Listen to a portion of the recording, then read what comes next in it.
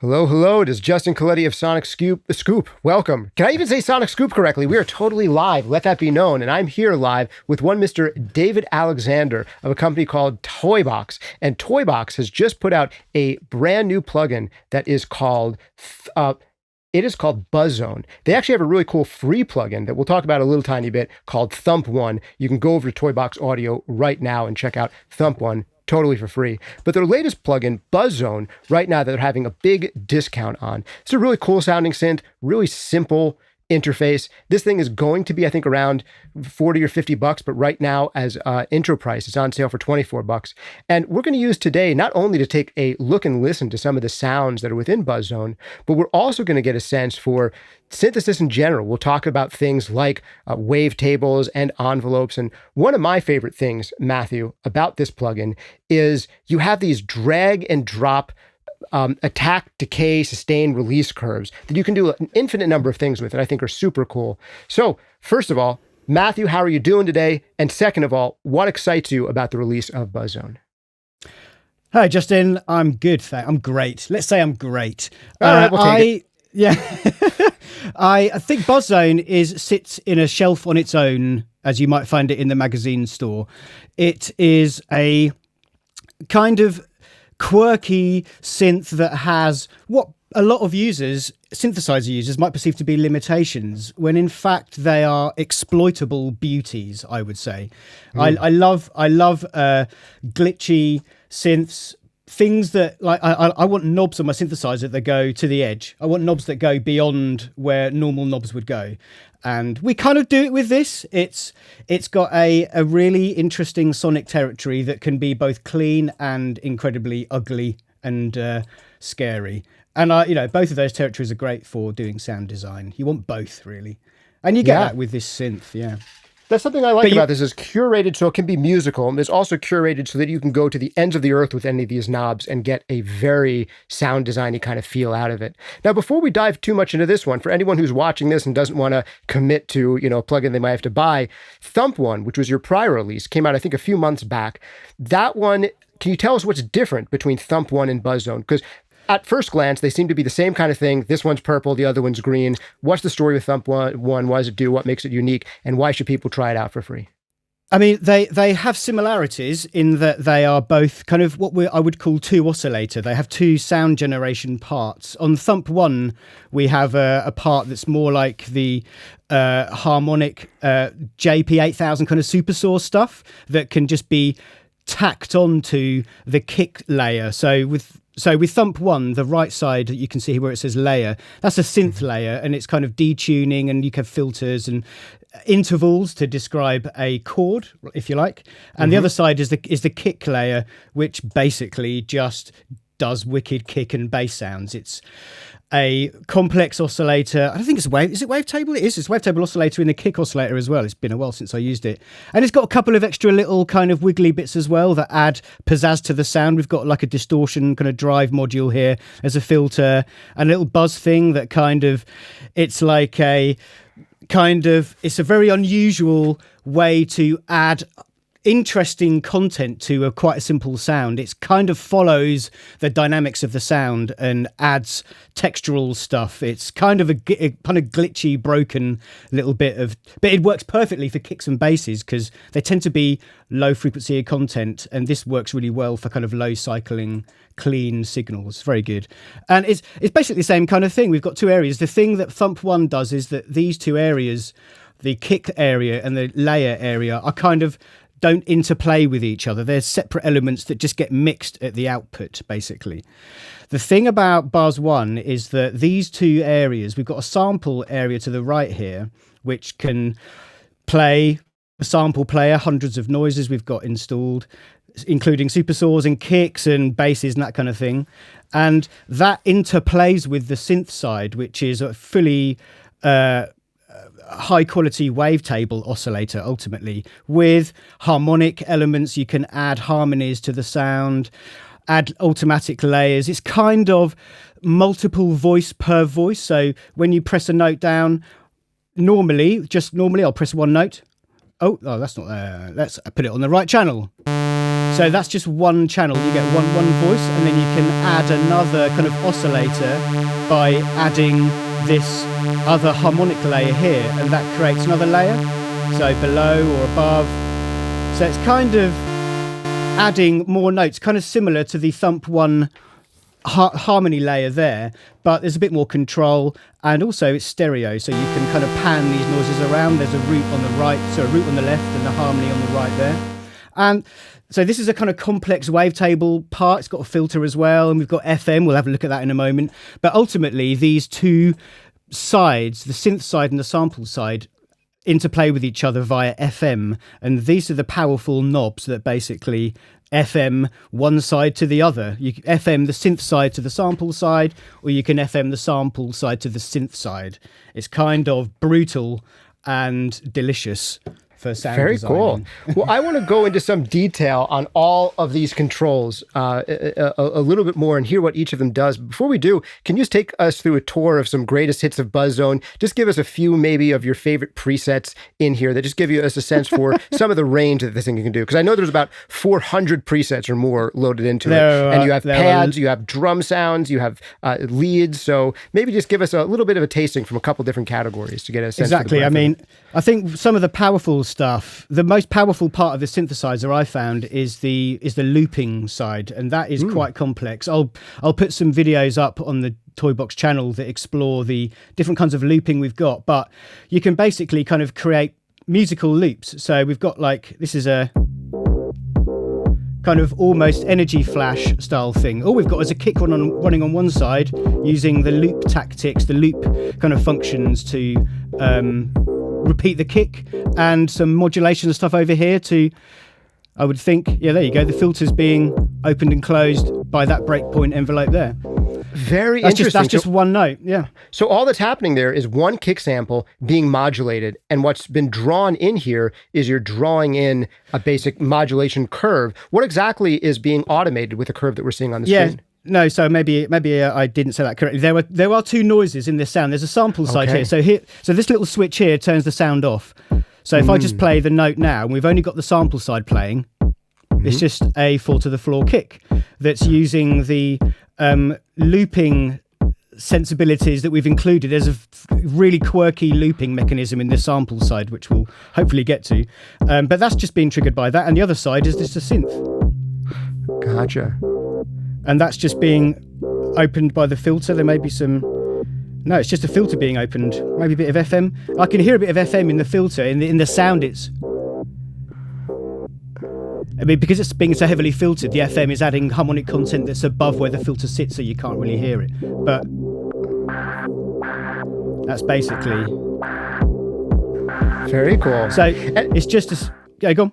And because this is so synth-focused, these sample controls are relatively simple, but they are powerful. Can you solo just that kick again and just show what can be done with the couple of major controls that we have on the sample side of things? Yeah, of course. I mean, this is like, it's a really simple sample player. We did not want it to be like mental velocity layering, all that kind of... We just didn't want it. It needs to be really simple. So this is just a pitch control. Just plays back the samples faster, as you'd expect, like a regular sample interpolation kind of thing.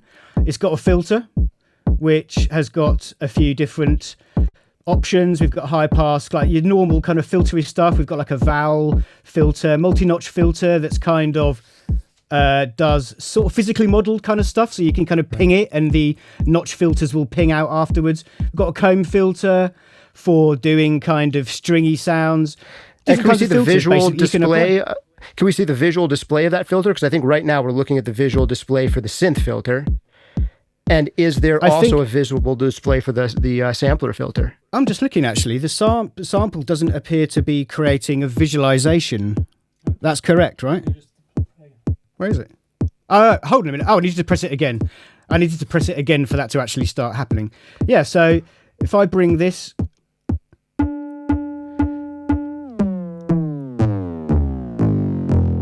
So we can just ping that comb filter with this pick sound and with the kick sound, and yeah, it just rings on afterwards.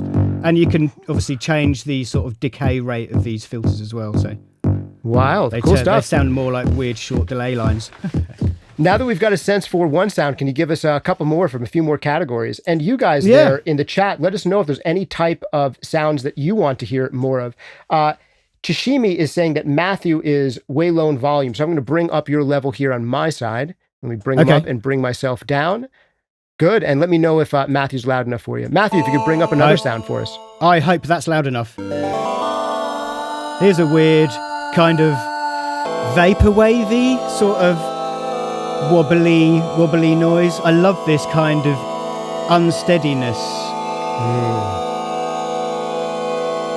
So this filter here is a chorus filter, but it's not a conventional chorus filter. It's applied to every single voice, so it's almost behaving like a fed-back delay line, almost like a comb filter. But you can hear.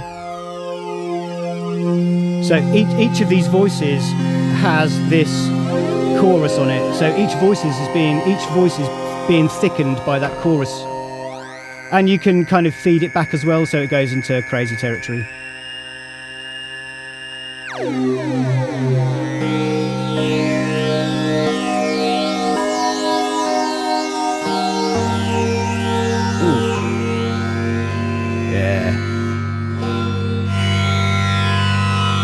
And obviously all these noises respond to, well, we've got a huge modulation page that allows you to affect the voices with aftertouch and modulation wheels and pitch bend and stuff.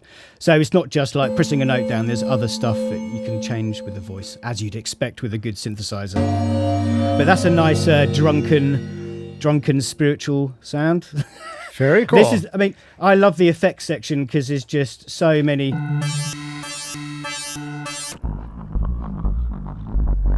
Like, this stuff really tickles me. It's like, what is it? What is it?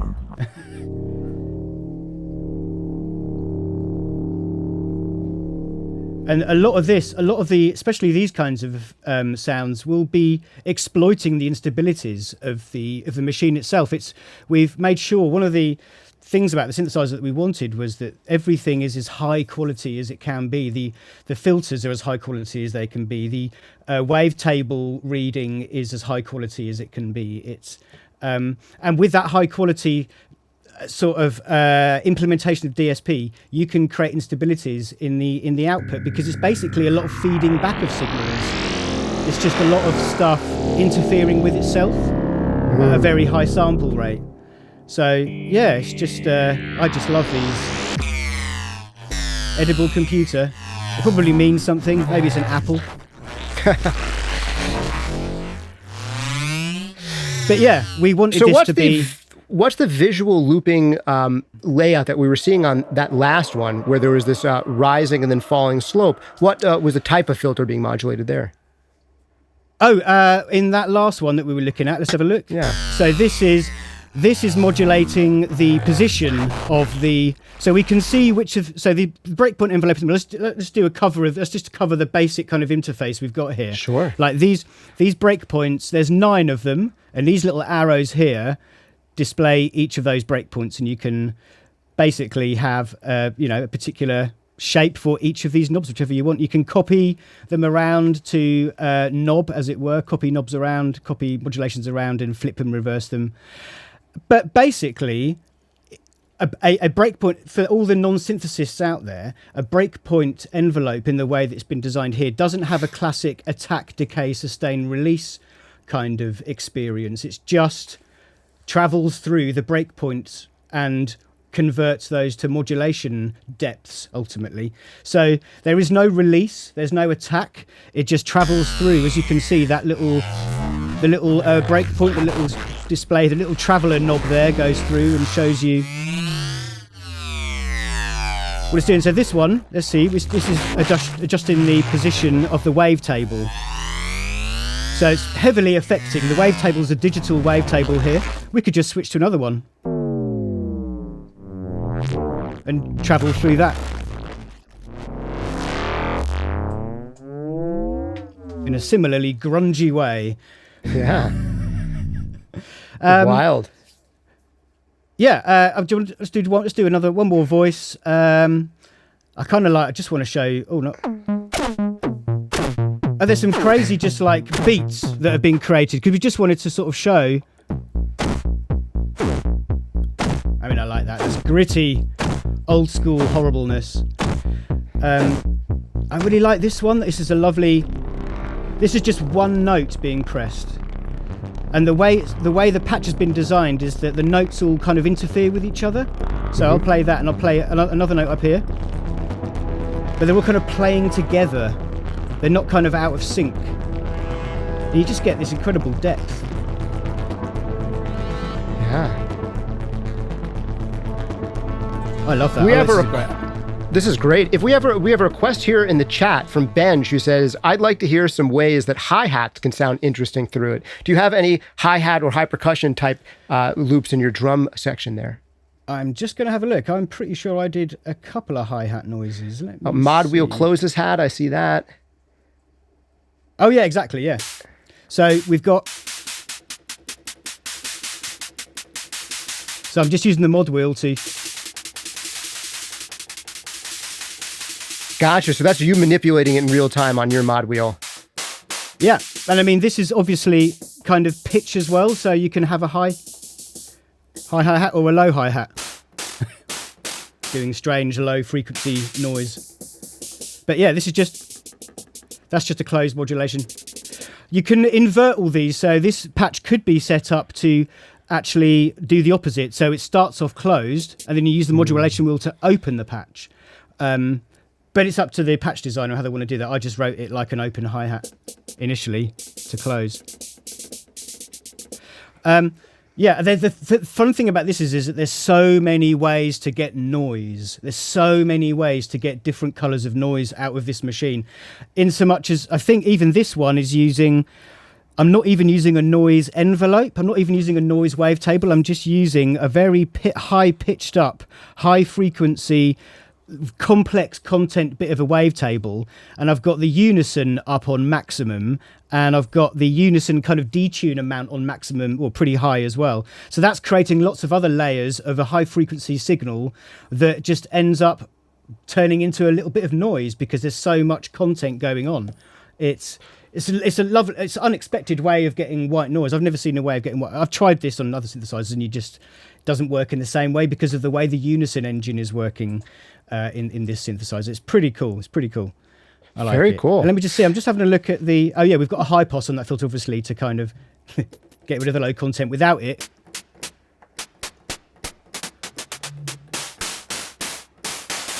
you can sort of hear the lowness of it without the high pass filter. But yeah, there's so many ways. There's obviously noise within the wavetable as well, and there's tons of noise in the sample player as well. And you can just drag your own hi-hats into it if you want. Just drag your own bit of noise in or your own cymbals or whatever and shape that. It'll get re-triggered when you either hit a note or exploit the incredible looping stuff that you can do with it as well, which we'll hopefully look at in a bit.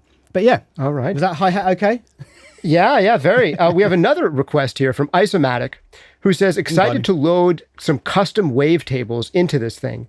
What kind of customization would the user have over wavetables here? And is that something that you can do with buzzone? Customization, I mean, I think it's been designed to receive 2048 wavetables, isn't it? It's kind of, yeah. Any number of frames, but 2048 samples in each frame. Yeah, that it will but of course you can just stick any other wavetable. Like wavetable oscillators tend to be, I want to say, flexible, but they're more like you can just bung any wavetable in any of them and it will just do the operation it wants to do on that wavetable. You might get mungy horribleness, but it will try to read the wavetable back anyway. So if you've got a wavetable that's like the frames are, say, 512 samples, bung it in and see what happens. It'll basically be trying to play 4 of those frames in one time and looping 4 frames if you've only got one wave. If you've only got one frame selected, it will be looping 4 frames, for example. I hope that made sense. So yeah, you can use any odd wavetable in it, but ideally it would be looking for 2048 frame, any length wavetables. Gotcha. Now, for the non-synth nerds who we've lost, I want to go over a couple of ideas that you're going to be fluent with, and some of our viewers are going to be fluent with, but some aren't. I'd love to get into just the idea of what is FM, what is AM, and what is wavetable mean in the context of synthesis in general, and what are some of the effects that we can have by adjusting those three variables? So, in principle, a wavetable is a set of noises that have been stretched or squeezed to fit a certain frame rate. So it's kind of like every a good wavetable will have all of the notes that are translated into it the same note. So, for example, they might be A4, for example. They might just be A4, but all the frames of the wavetable, all the frames that are, say, 2048 samples or 412 samples, they'll all be the same pitch. So if you play a wavetable back as like in a sample player, for example, you just get a line of noises that are the same, changing timbral noises, but they're the same note ultimately. And when you load them into a wavetable is designed to be able to read back the frames of that file that's got lots of little sections of noise in it in a smooth way, and to be able to pitch them around, you know, as you play them across the keyboard. So that's kind of a wavetable's kind of like a sampler, but it's a slight advancement of a sampler. When you play a sample higher up the keyboard, it literally plays the sample quicker, and so it ends quicker. But when you play a wavetable at a higher frequency, all it's doing is just playing back that bit of the wavetable more times. So it's just playing it back faster. It doesn't ever end, because you're sort of, a wavetable is a kind of looped area. It's kind of a locked thing that you just scan within, but a sample, you play it once and just get to the end of it and it's finished. So that's kind of a kludgy way of explaining wavetables to non-wavetable users, I suppose. If you know what a sample is, then a wavetable is like a clever kind of sample, basically, is what the best way of putting it. That can be pitched around and manipulated, yeah. You spoke about AM and FM. AM, I may not have meant to say this, AM is just a method of combining two noises. It's called amplitude modulation, and it's more like a multiplication. You feed a signal into one side of the AM device and another signal into the AM device, and these both signals are kind of multiplied together, and as a result of that you get kind of sidebands, you get other harmonics created depending on the noises going into this AM kind of operation, but it's just a kind of simple mathematical operation that you just run on noises. FM, it's funny you say AM and FM, because they're both, you're familiar with radio, like, sure, and AM and FM are both radio kind of, areas, but they sort of mean the same thing.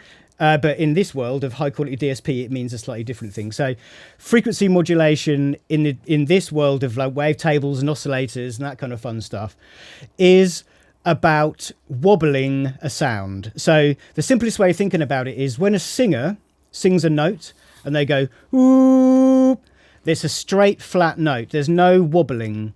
But when they go, ooh, that's a terrible vibrato. Please comment on I thought it was vibrato. Lovely. But I was kind of exaggerating. Oh. That's kind of what I'm modulating my frequency with a very slow LFO that's making my voice go oh. So frequency modulation is that, but at really high rates. So I can demonstrate it with a noise here. Let's just. That was going to be my next suggestion. Yeah, is to pull up a noise to go through each of these controls on the synth, like we did for the sample size. I will exactly do that. I'll just, though, quickly because I can show the purity and simplicity of what FM is, basically. So here's our FM knob here. Excuse me. I've just turned the ratio down very, very low. So the modulating LFO is running very, very slowly. So you should be able to hear it. I'll put it up to like 0.1. And I'll turn the FM up. And now you can hear it wobbling. You can hear the pitch moving, right? And you can see the screen wobbling as well. I hope it doesn't make you too sick. But then the point is that, so this knob down here, which is the ratio knob, I can bring that up and it very quickly gets faster.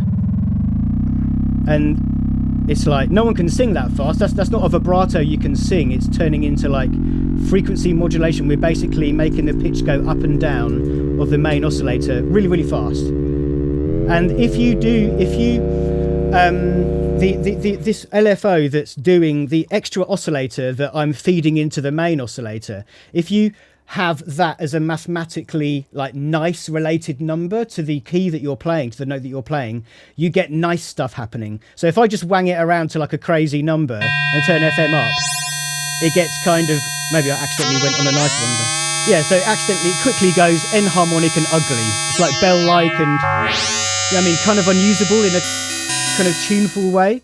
Some might, of course, you can use these things however on earth you want to use them. But that's what FM is. It's a very fast modulating oscillator, very, very fast, like beyond your, ability to hear the oscillator changing pitch. And then it turns into. So if I have this this is now oscillating at the pitch that the note is coming at, for example. So we've got a nice clean wave here. I'll turn it up, and what we do is it adds nice harmonics to the sound, harmonics that are totally usable. It's a totally different character than adding harmonics through just harmonic distortion. It's adding it through additional vibration. Really interesting. Now, exactly, I would love to. We went nerdy for the nerds. We went soundy for the sound people. I would love to just get from you, if possible, a couple more patches where you can just walk us through in real time some interesting changes to the main 9 controls here. If you want to bring up maybe 1 or 2 different sounds that you can play with some of these filters in real time on to give people a sense of the scope of how far this thing will go. Yeah, let me see. There's a lot of noises here. Let's see. This might be a bit boring. I don't know, let's try. I want to find a noise that's kind of got a lot of stuff going on. What about this one?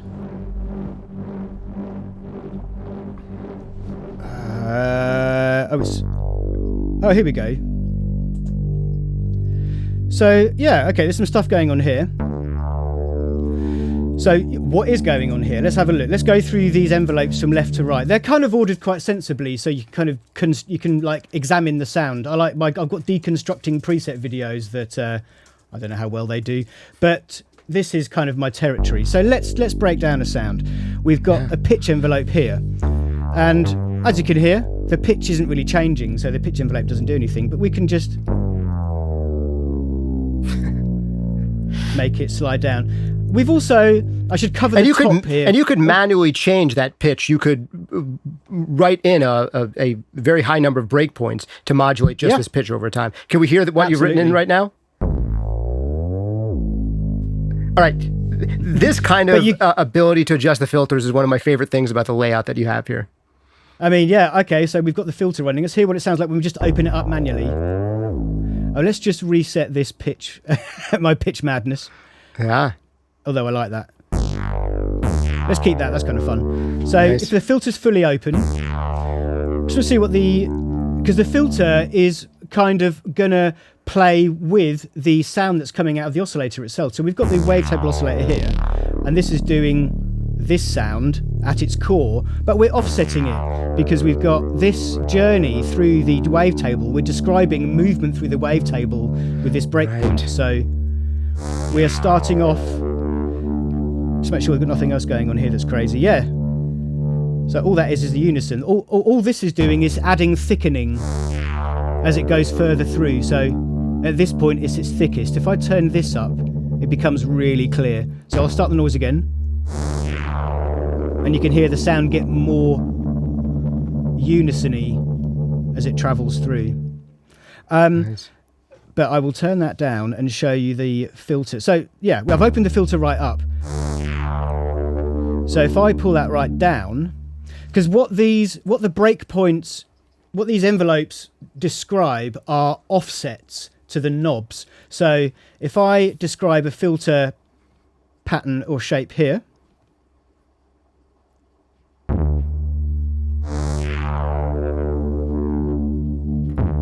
let's make that really obvious at the start.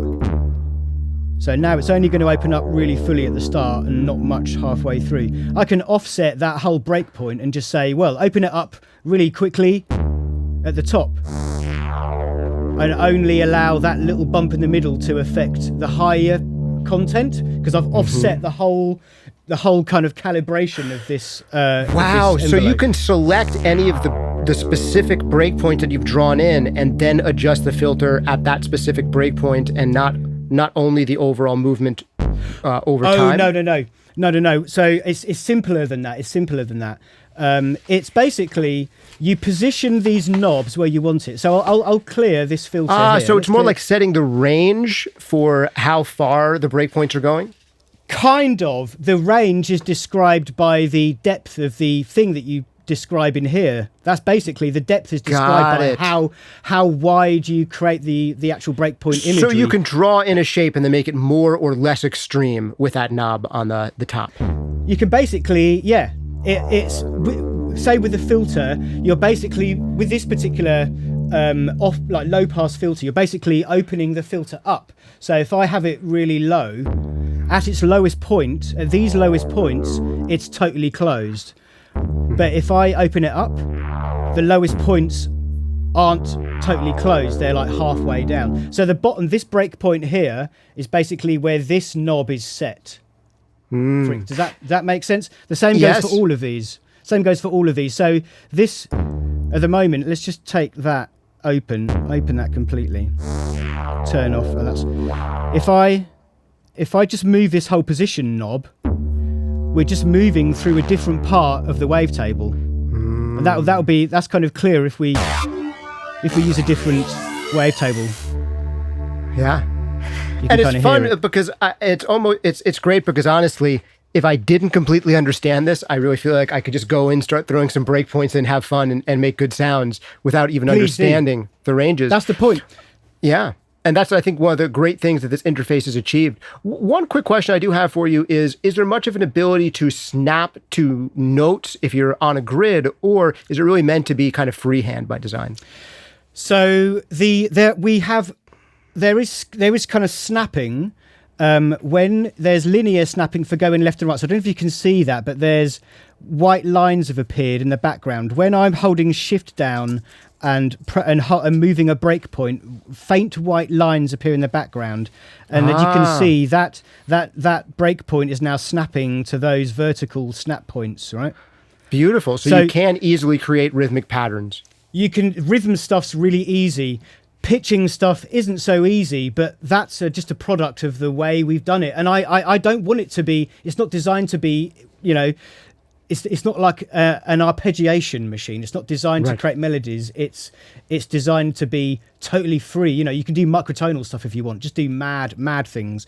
We didn't really want it to be. It's funny. I did try to say to Dave, we need to find some way of scaling this stuff so that I know I'm going to hit an octave or like fifths and that kind of thing. And we just decided that it wasn't really the way we wanted it to be. That would kind of make it a bit too fine. We wanted it to be, a bit nutty. And that's what you get. We don't want it to be kind of... Because as soon as you invite people to do things like that, they'll do it. And we'd rather people just, don't go mad. Don't make weird noises. Save it for a different toy in the toy box. Exactly. I think one of the great ideas you guys have here is making purpose-built instruments that help lead you in a certain direction. And this one is leading you in somewhat more sound design-y directions, although you can obviously get very musical sounds out of here. There's very basic kicks and pads and synths and basses and leads, but you can also create just tremendous oscillation that you can be really just free-spirited with, just moving around breakpoints in any one of these different parameters. And that whole idea of there being different purpose-made plugins for different purposes makes me want to ask you to pull up Thump 1, if we can hear a few sounds off of this free one. If you guys have liked what buzzone can do and you want to play around with it yourself, check out the links that we have in the description, and I'll put them in the comments as well, where you can buy buzzone right now. I think it's going to be 40 or $50, but right now it's on sale for an intro price for just $24. So check it out. This one, Thump 1, is totally free. You just go over to toyboxaudio.com right now to check it out. And let's hear some of the presets that are inside Thump 1, and then maybe we can land on one and do a couple tweaks from that preset. Oh, from Thump 1? Yes, if you don't mind sharing a few sounds. That's a loud one. Oh, I'm not getting the audio from Thump 1. I was just getting the audio from buzzone, so maybe it needs to be routed to a different output. Yeah, that's because it's not routed to that. Let me just do it. Was it line 3 and 4? Oh, yeah, so...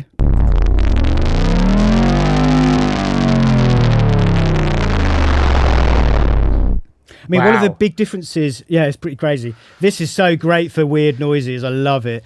One of the main differences between this and Buzz 1 are the kind of a way we've approached the breakpoint travel, how it's reading the breakpoint. So this one, we have an attack and decay kind of knob that allows the user to describe how quick.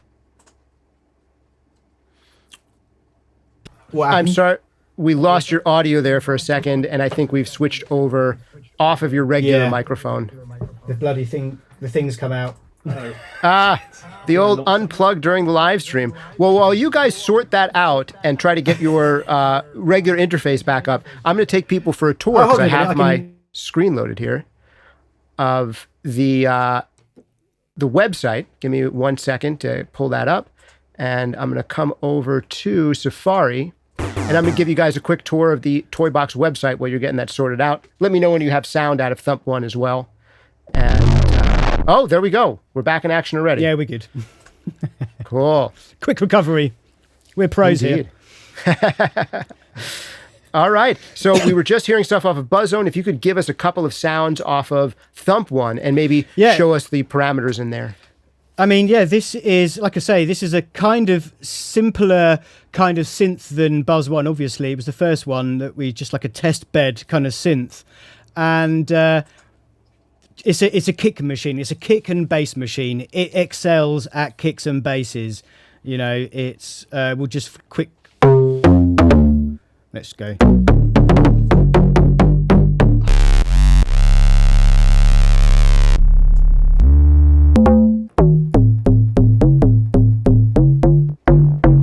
Loads of different crazy things.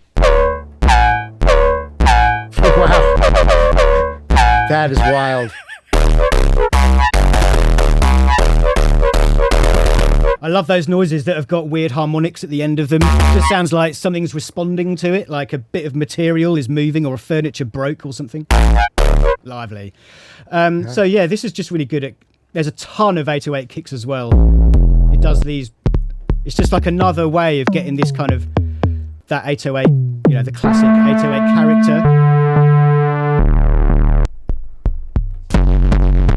Flappy cones. Oh yeah, that stuff at the end. Ooh, what's causing that sizzle at the end? You know what? On Flappy Cones, what was the parameter? Yeah, I mean, that is just a layer. That's the JP8000 emulation kind of super saw layer that's just doing the, you know, when you have a load of detuned oscillators and you high pass them, it ends up sounding a bit like kind of gritty noise. So that's all this is. It's that at the end of that. Beautiful. And the kick just goes... just meaty, beefy cake. Cake, keek. I mean, this is just great for heralding a new generation of 808 boom fascinators, hats that you might wear at the Aston races. But yeah, that just excels at that. That just excels at kicks and basses. It's kind of what it was designed to do. It does it really well. We're having the extra layer kind of textural thing. If it didn't have that, it would just be just a kind of bass machine with like one oscillator, a bit of overdrive, a bit of wavetable manipulation and pitch modulation. It would be cool still, but it would be missing something. And the little layer thing adds the little bit of like magic that you just wouldn't normally expect. Let's find another one of the that exploits it. Right, this is using it. Oh, this is only this is only the JP layer. Look, the kick layer is actually off. Interesting. So this is just the JP8000 layer, filtered, detuned. It's nice, and it's in the sub mode, so I think it's generating sub oscillations as well to give it some beef.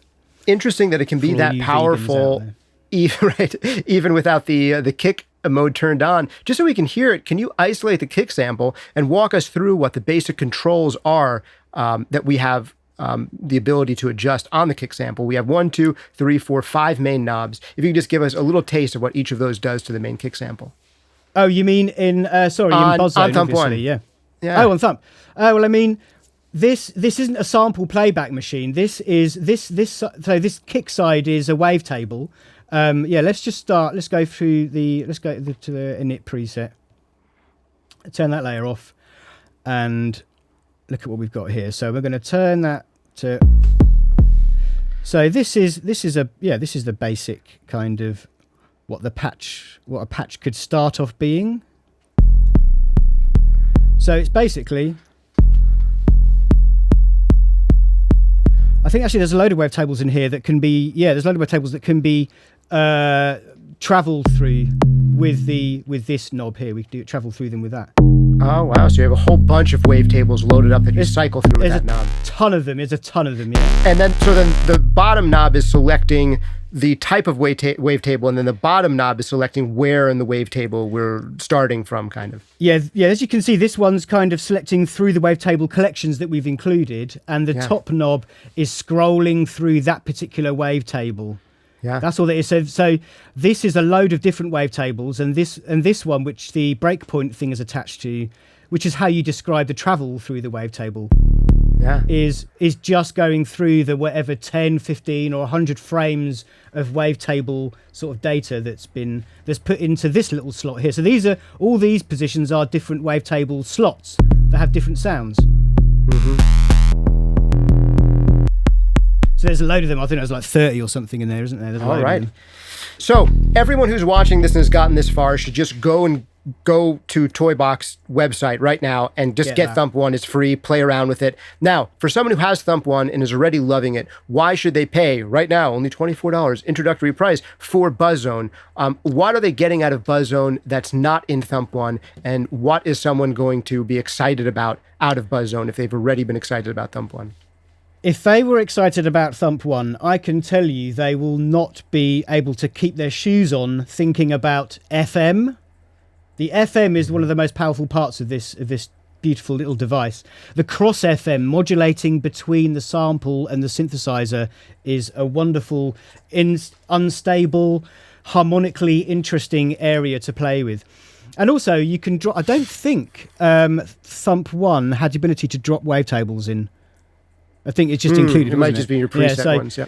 There's like things like that have been added to this. You can drop your own wavetables in, drop your own samples in, and wang them around however you like with our beautiful, sweet little engine here.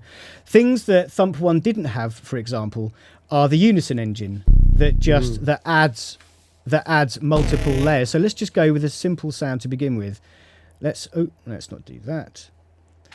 Let's do an init, and we've got a nice saw starter. First course starter. So I'll turn the detune operation down so it's not kind of forcing all the oscillators to be really far apart. And you can hear already the phasing, the kind of interplay of the oscillators that are now part of the sound. And we turn them up, we turn the detune up, and it basically forces those oscillators further apart. And it turns into like too much unison, too much supersaw. Is there ever too much supersaw? I'm not sure. I don't think there is. Not for the world of EDM that we currently live in. But this function isn't in Thump 1, so you can't kind of thicken the sounds up like that. You can thicken them up in Thump 1 with the JP8K, kind of layered oscillator thing, supersaw oscillator thing. But this is a different kind of addition. This is multiplying. This is creating new instances of the sound and playing them underneath the sound that's originally there. So I'm going to try to give my short synopsis of it. It seems like Thump 1, you have two sides, a synth side and a sample side, and there's more control in Thump 1 over the sample side than the synth side, and it's monophonic. But buzzone, we're opening up to polyphony. We've got a synth side and a sample side. We have more control over the synth side. It's adding the ability to import customized wavetables. We have this unison control, and we have the FM, the frequency modulation aspect to it. Those would be some of the major differences between buzzone and Thump 1 feature-wise. I mean, yeah, the last load of it was all correct. I just would want to correct you and say that in Thump 1, there isn't a sample player. It's just a JP8000 synthesizer. It's just like an oscillator. It's just like a supersaw oscillator. That's all it is. Gotcha. I can show you. I'll just play it. I'll play it now. I should be able to open that filter up. Okay, yeah. Why isn't it coming out? Maybe it's the output Oh, selected for that I channel. see. No, I see. No, it's all right. It's right here. So yeah, we've got these modes here. So the detune, we've got some portamento going on as well. Let's just turn that down. So this is just the oscillator. This is just a super saw layer, and it just has a load of intervals. And these intervals can be increased with the detune knob, basically. So the unison knob plays a load of other oscillators. I think they'll all be super saw. They'll all be saw oscillators, kind of laid on top of each other, treated in different ways to create this synth layer. So this basically Thump 1 is 2 synth layers, one of which is a super saw layer, and the other which is a wavetable sort of, I want to say monophonic kick and bass kind of synthesizer. And buzzone is a wavetable oscillator and a sample playing oscillator, which is, the sample thing is the thing that wasn't in Thump 1. So if you want to muck around with samples in our nutty audio engine, you need buzzone, because that's got the sample stuff in it, basically. Yeah. Very you can cool. do the sample craziness. Well, we have Let's now go back to spent about 45 minutes talking about and hearing sounds out of these things. Big thanks for having you on here. We really got to hear a great range of sounds from both of them. And I really think the best thing to do at this point is, if you've enjoyed checking this out enough, us talking about it isn't going to make it more fun. What's going to make it more fun is going over to Toybox Audio and downloading first Get Thump 1 because it's totally free. And then, is there a free trial on buzzone at all? I don't think there's no, we're not doing a trial at the moment. No. Yep. They're just doing intro pricing where it's like, this is too stupid not to buy. Super cheap. It's exactly. $24. And if your free trial is basically Get Thump 1. And if you like the layout, the way that plugin works, and you want to have these features and get more of these types of sounds, then buzzone is a no-brainer at that point. I think the whole interface is the kind of brand sort of statement at the moment. It's this simplified approach to. I mean, I've done synthesis for many, many years, and you end up with modulation matrices that have got dozens by dozens of things that you end up, trying to map to what, and people are, want dozens of different types of oscillators in their super synths, and this is a beautifully simple, high quality interpretation of a synthesizer. This is kind of like a kind of synthesizer you might find in, and I'm not underselling this by saying, in a kind of second-hand shop.